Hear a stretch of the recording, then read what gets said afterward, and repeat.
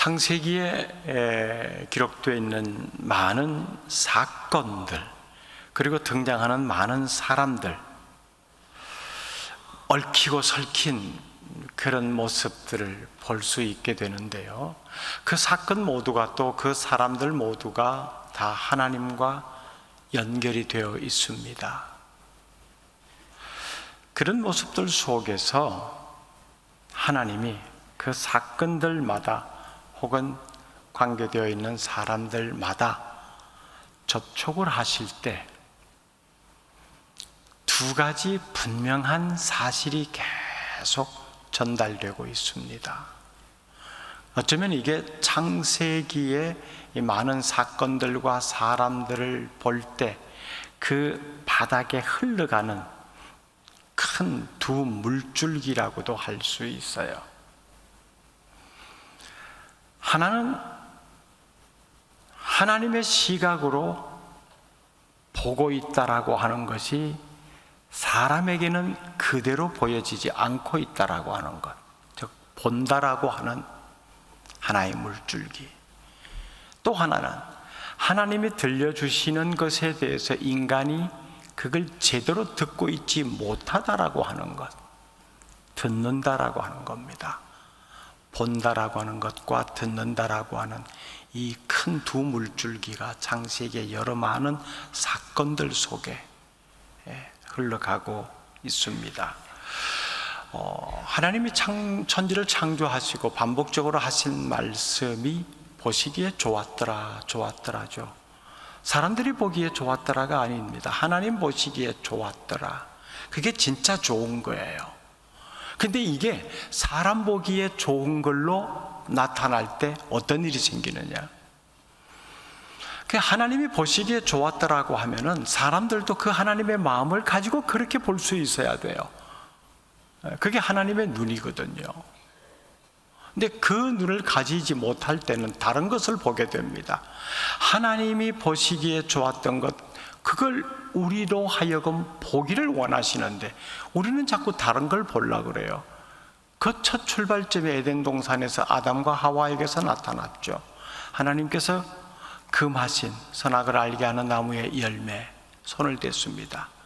그 장면을 성경은 이렇게 기록하죠. 보암직도 하고 보았어요. 하나님이 그 열매를 보았을 때 모습과 아담과 하와가 그것을 보았을 때는 다르게 보였다는 겁니다. 하나님이 그 열매를 손을 대지 말라고 했거든요. 그러면은 그 하나님의 시각을 가졌다면 아담과 하와가 그 열매를 보았을 때 아무 생각 없이 저거 보면 안 되는, 저거 손대면 안 되는 거야, 지나가야 돼요. 그런데 보암직도 하고, 왜 보지 말라고 그랬지? 너무 예쁜데, 색깔 너무 좋은데, 그럼 맛은 또 얼마나 좋을까? 다른 시각으로 보았다는 겁니다. 듣는 것도 마찬가지입니다. 손을 대지 말라라고 했다는 거. 하나님의 말씀을 듣는다라고 하는 것은 하나님의 뜻을 내 마음속에 담는다라고 하는 거거든요. 소리를 듣는 게 아니에요. 그 뜻을, 마음을 담는 것을 말합니다. 이해할 수 없지만은 하나님의 말씀이니까, 이건 하나님의 신실하신 하나님께서 하신 말씀, 그게 분명히 무언가 지금은 내가 헤아리지 못하고 이해할 수 없지만은 나를 위한 유익한 뜻이 있을 거야. 그걸 담아야 되는 거예요. 그게 하나님의 뜻이잖아요. 근데 자꾸 하나님의 말씀을 귀에 들리는 소리로만 들으려고 하는 겁니다. 여기에서 탈이 나는 거예요. 그래서 이 모든 사건들, 상황 속에서는 하나님께서 우리로 하여금 내가 보는 눈으로 너희들도 그렇게 좀 봐라. 내가 하는 말을 소리로 듣지 말고 마음으로 듣고 담아라. 그걸 자꾸 말씀하시는 겁니다. 이게 계속해서 구약으로 쭉 흘러가면서 결국 하나님께서 이스라엘 백성들을 선민으로 삼으시고 그들에게 주실 때도 이스라엘아 들으라 라고 말씀하셨죠. 쉐마 이스라엘, 내가 하는 말을 잘 담아라, 마음속에 잘 담아놓아라, 그런 뜻이잖아요. 근데 이걸 잘 담질 못했어요. 그러니 사고 치는 겁니다. 엉뚱한 짓 하는 거예요. 오늘 본문 앞에 그 다음에 쭉 이어지는 이 장면에서도 마찬가지입니다. 이삭이 눈이 어두워서라고 우리 지난 시간에 앞선 본문에서 그렇게 살펴보았죠. 눈이 어두웠다. 단순히 눈이 희미해져서 뭐 백내장이었는지 녹내장이었는지 그런 의미가 아니잖아요.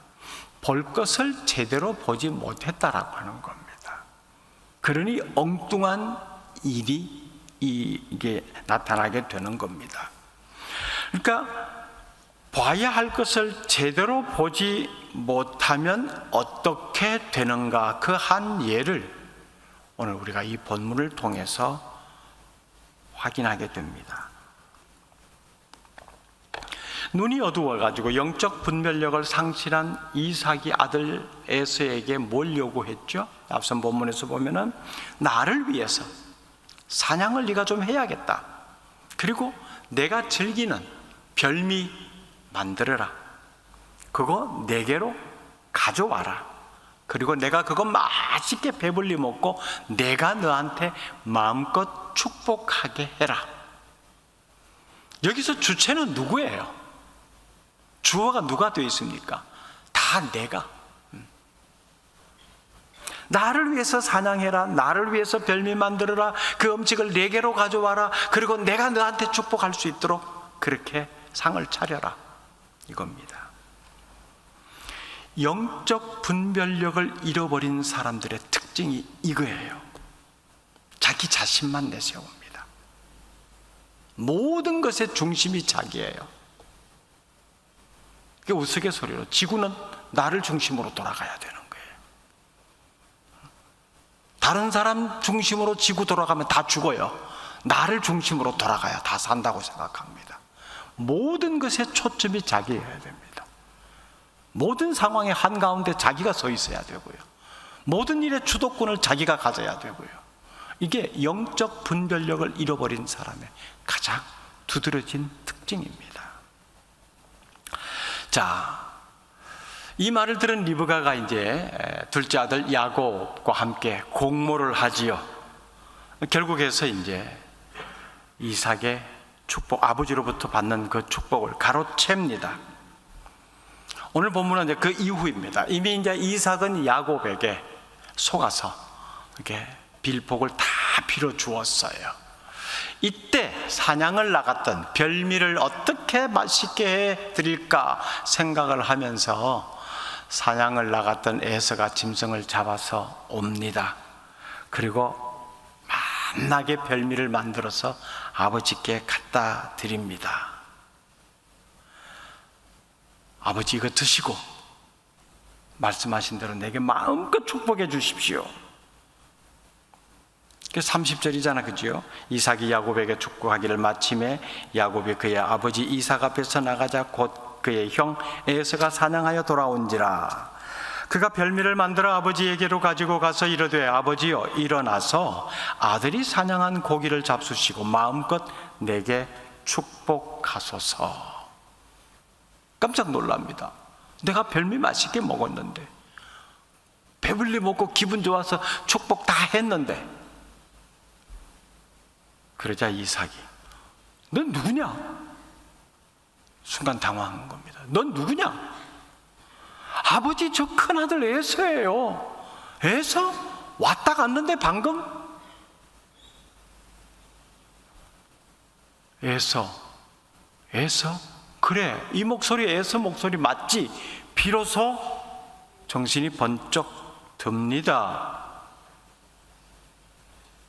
그 상황의 모습, 이삭의 모습 33절 볼까요? 시작. 이삭이 심히 크게 떨며 이르되 그러면 사냥한 고기를 내게 가져온 자가 누구냐? 네가 오기 전에 내가 다 먹고 그를 위하여 축복하였은즉 그가 반드시 복을 받을 것이니라. 부들부들 떠옵니다. 말까지 막 더듬거렸겠지요. 왜 이렇게 놀라며 이런 모습을 보였을까요? 이놈의 자식 야곱이었네. 그러면 내가 가만두지 않겠다. 아버지를 속여? 자기가 속은 것에 대한 분함 때문에요? 자기를 속인 야곱에 대한 괘씸한 것 때문에요? 물론 뭐 그럴 수도 있겠지만요. 이삭이 아버지로서 아들에게 축복, 복을 빈다라고 하는 것은요, 이거 굉장히 중요한 일입니다. 당시 고대 사회에서는 하나님의 언약이기 때문에 중요하다는 것도 있지만 전에 이미 그 당시의 사회 문화적 관습으로서 아버지가 아들에게 복을 빌어준다는 것은 엄청난 의미를 가지고 있어요. 아버지가 줄 수 있는 것 모든 것 다 준다는 겁니다. 그게 꼭 뭐 물질적인 눈에 보이는 것만이 아닙니다. 그 연결고리가 누구에 의해서 누구로 흘러가느냐 이거거든요.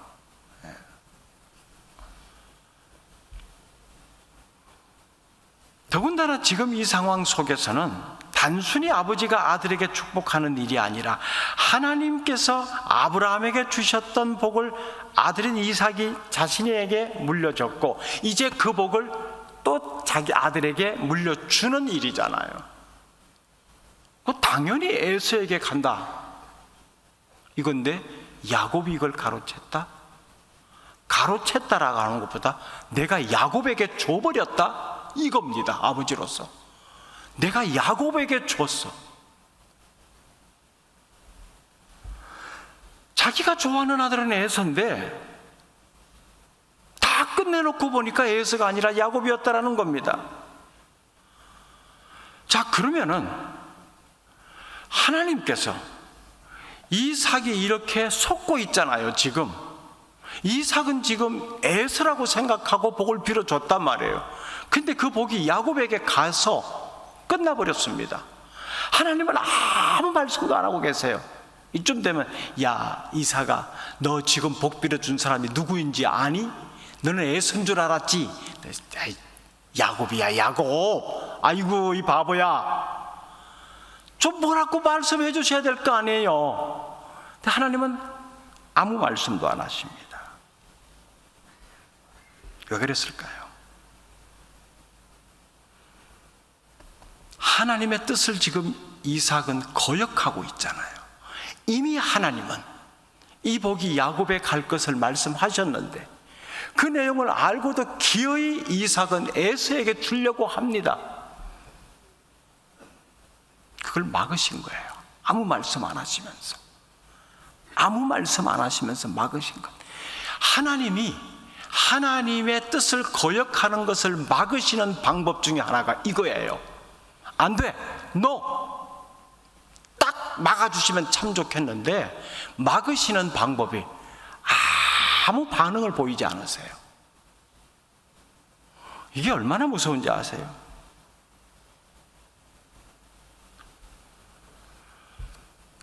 그러고 보니 에서가 와서 아버지 아들 에서입니다라고 말하는 순간 야 이거 내가 하나님의 말씀을 거역했구나.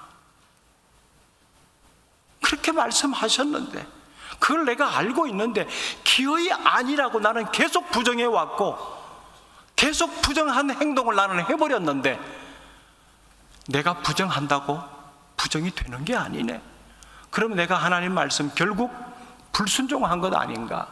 그것 때문에 두려움에 떨고 있는 겁니다.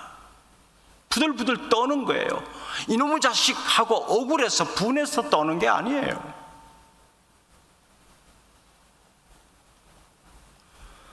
하나님이 이 상황 가운데서 침묵하신 것, 내가 그렇게 말을 했는데 너 왜 끝까지 내 말 안 들으려고 그러니?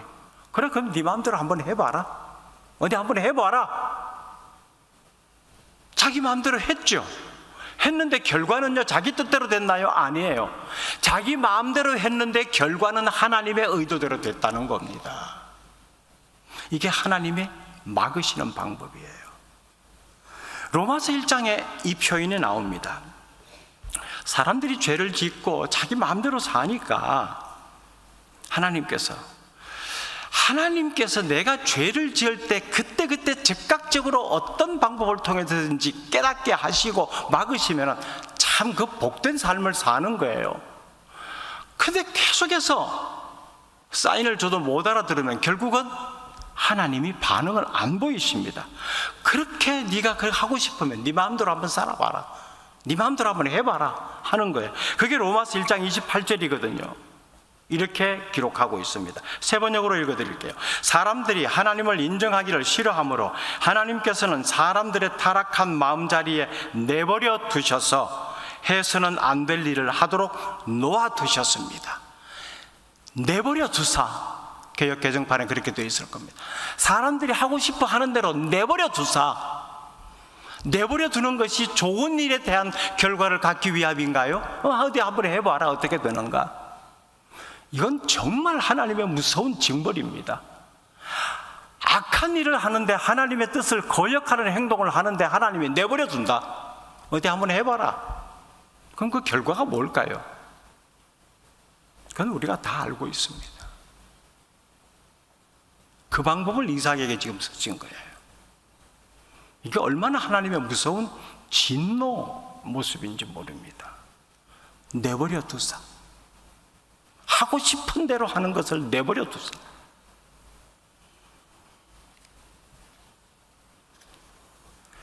비로소 깨닫게 되니까 이게 무서운 거예요. 부들부들 떠옵니다. 큰 실수를 했구나. 자, 그러니 이제 에서가 그럼 내게도 줄 복을 좀 남겨뒀을 것 아닙니까? 좀 주십시오. 그러나 이삭은 내가 야곱에게 복을 다 줬다. 너한테 줄 것 하나도 없다. 단호하게 말합니다. 이제 알잖아요. 안 된다는 건. 그래도 엉엉 울면서 때를 씁니다. 에서는 34절에 보면은 에서가 그의 아버지의 말을 듣고 소리내어 울며 아버지에게 이르되 내 아버지여 내게 축복하소서 내게도 그리하소서. 자신에게 돌아올 복이 없다라고 하는 이 단호한 아버지의 말에도 불구하고 계속해서 내가 왜 복을 받지 못해야 되냐고 복을 받지 못한 것에 집착하고 있습니다. 여기서 에서가 알아야 될 사실이 있는데 이걸 아직 깨닫지 못하고 있다는 거예요.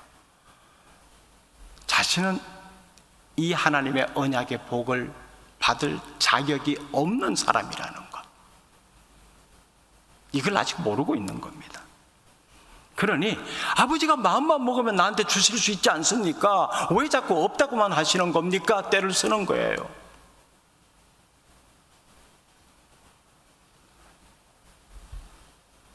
그래도 이제 안 되니까 에서의 마음이 바뀌죠. 아버지에 대한 원망과 동생에 대한 적개심이 생기기 시작한 겁니다. 상황이 이 정도 되면 왜 그랬을까라고 자신을 성찰해보는 것이 있어야 되는데 이게 없습니다. 내가 복을 못 받았다고 하는 여기에만 집중해버립니다. 그러니 내가 이거 가만 안 있는다. 동생을 향한 내 것 동생이 다 뺏어갔네. 그 마음을 가지고 적개심을 품은 겁니다. 여전히 하나님에 대한 두려움은 없습니다. 자신의 삶에 대한 진지한 성찰 더더구나 없고요. 그저 자신의 감정에 함몰되어 버립니다.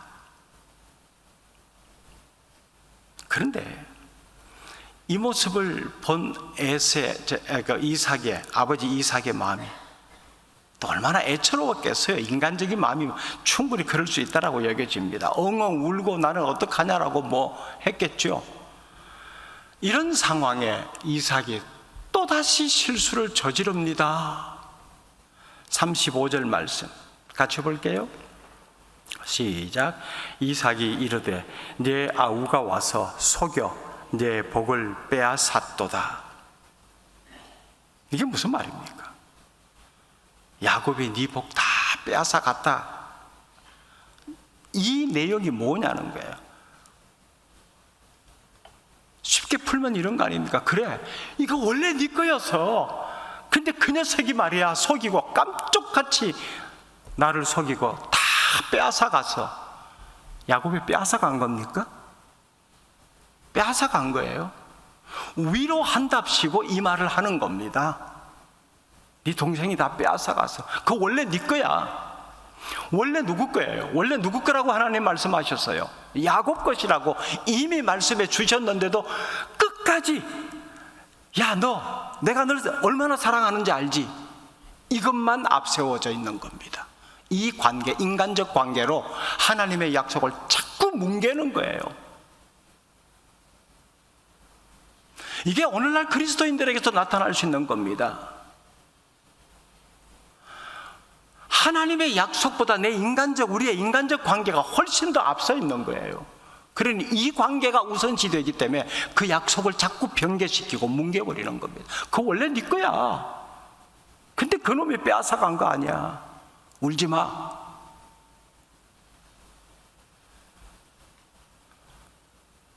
여러분, 부모가 자식의 신앙 교육을 시켜나감에 있어서 정말 신중히 기해야 함이 이런 모습 속에서 나타납니다. 인간적인 서운함을 달래주고자 하나님의 뜻을 왜곡시키지 마십시오. 순간적으로 아버지가 그래도 나를 위로해 주네, 이 말에 약간의 위로가 될 줄 모르지만 신앙적으로 결국 하나님 앞에 바로 설 수 있는 기회를 잃어버리게 하고 맙니다. 이삭이 제대로 이 상황 속에서 내가 엄청난 실수를 하나님 앞에서 범했구나라고 했다면, 야 에서야, 나도 놓친 게 있어. 사실은 말이야, 너도 아마 어렴풋이 알 수 있을 거야.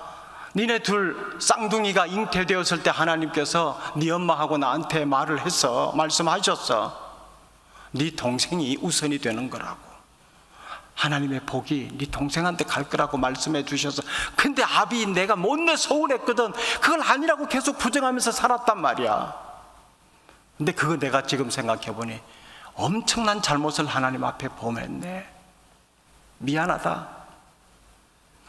너나 나나 하나님 앞에서 정직하지 못한 모습을 가지고 있었던 것 같아. 우리 하나님 앞에 엎드리자. 그렇게 했어야 될 것 아니에요. 근데 이거 원래 네 거야.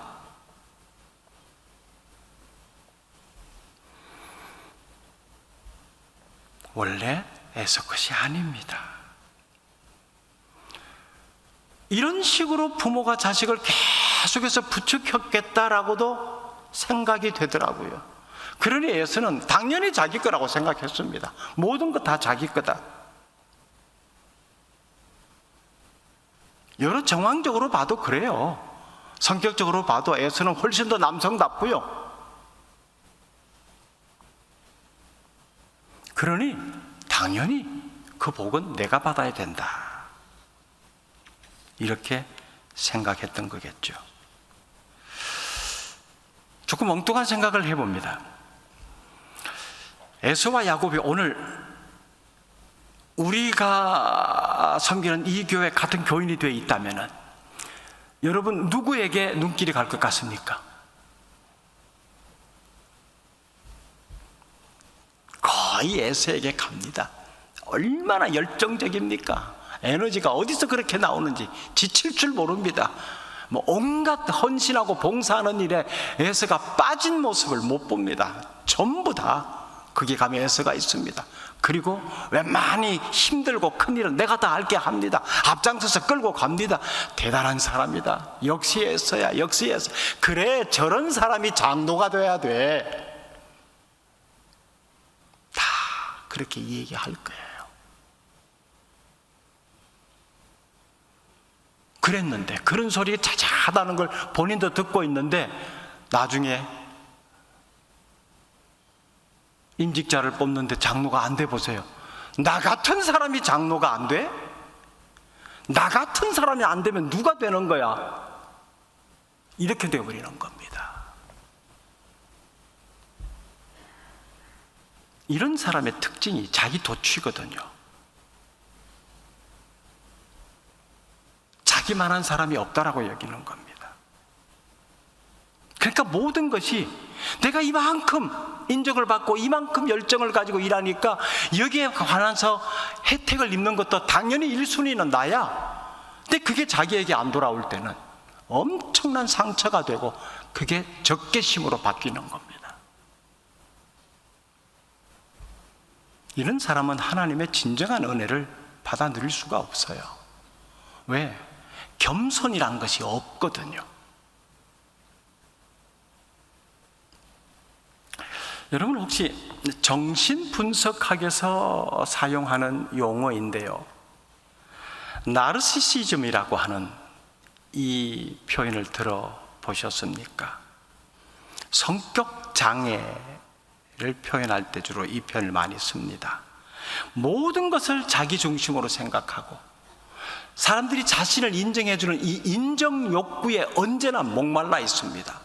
내가 뭐 조그마한 것 하고 나면 사람들로부터 당연히 칭찬을 드려야 된다라고 하고, 칭찬을 들을 만한 모습으로 또 일을 하고요, 칭찬을 들을 만한 자리에 항상 가 있습니다. 인정 욕구에 목말라 있는 거예요. 그러면서 다른 사람들을 아주 무시합니다. 경멸합니다. 이게 정신분석학에서는 나르시시즘이라고 그렇게 얘기합니다. 병적인 현상으로 취급을 하죠. 일상생활에서도 이런 모습은 참 주변을 힘들게 합니다. 모든 것이 자기 중심이니까. 근데 신앙의 세계에서는 더더욱 큰 문제가 됩니다. 자기가 자기 보기에 나 꽤 괜찮은 사람이야, 나 정도 돼야 신앙생활을 한다고 그러지, 그 일은 나 정도 돼야 맞는 거야, 아무나 할 수 있는 것 아니야, 나 같은 사람이 되니까 그게 있지, 이거거든요. 그러나 바로 그 모습은 하나님 앞에서 자신을 낮출 줄 모르는 모습이잖아요. 겸손과는 너무나 동떨어진 모습입니다. 그러니 하나님 앞에서 인정받을 수가 없어요.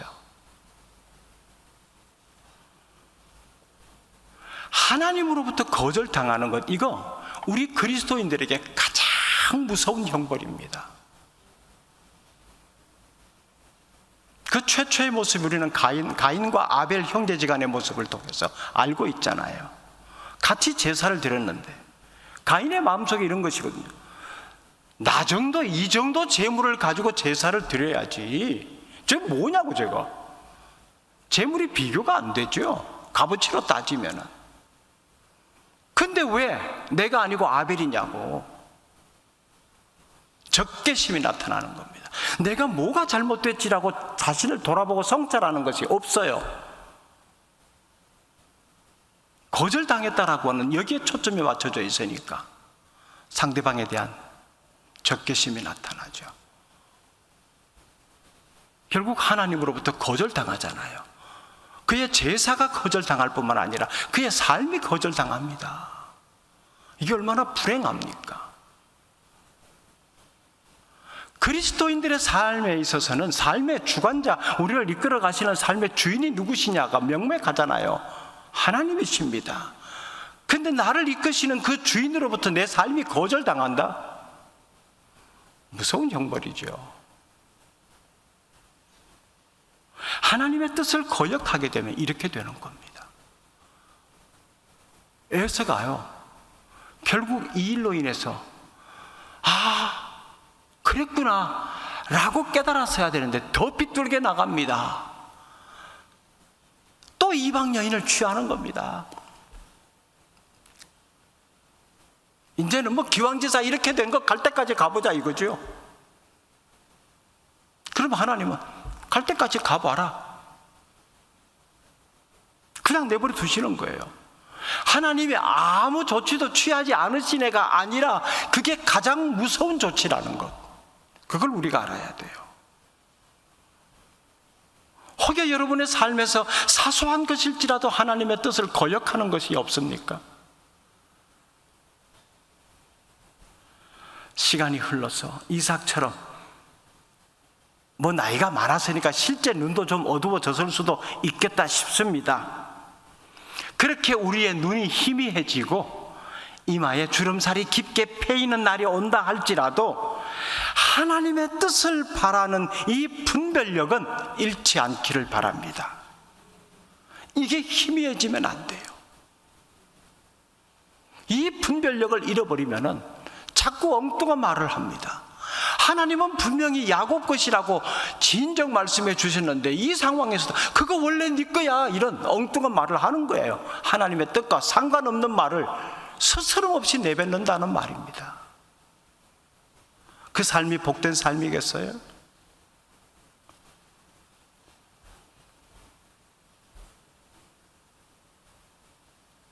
육신의 눈 어두워질 수 있습니다.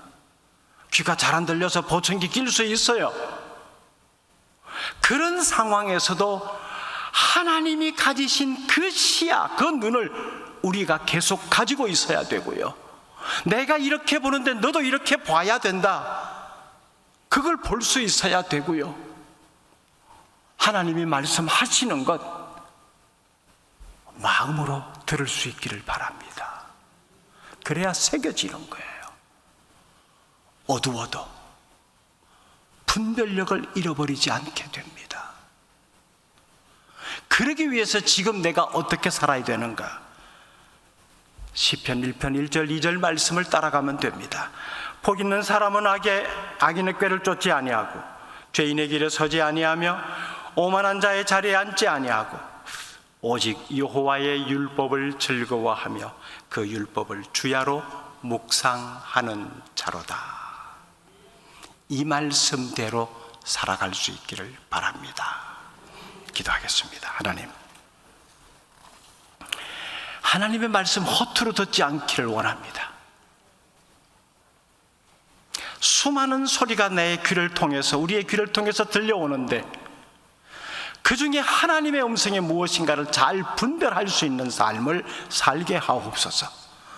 세상의 소리가 너무 크게 들고 그걸 쫓아가다 보니 세미하게 들려지는 하나님의 음성을 자주자주 놓칩니다. 이것이 반복되면서 분별력을 잃어버리는 삶을 살기도 합니다. 다시 오늘 주신 말씀을 통하여 오늘의 내 삶의 모습이 어떠해야 되는지를 다짐합니다. 하나님의 시각으로 세상을 바라보게 하옵소서. 하나님이 들려주시는 그 소리에 귀를 기울여 듣게 하시고 마음에 새겨지게 하옵소서. 예수님 이름으로 기도드립니다. 아멘.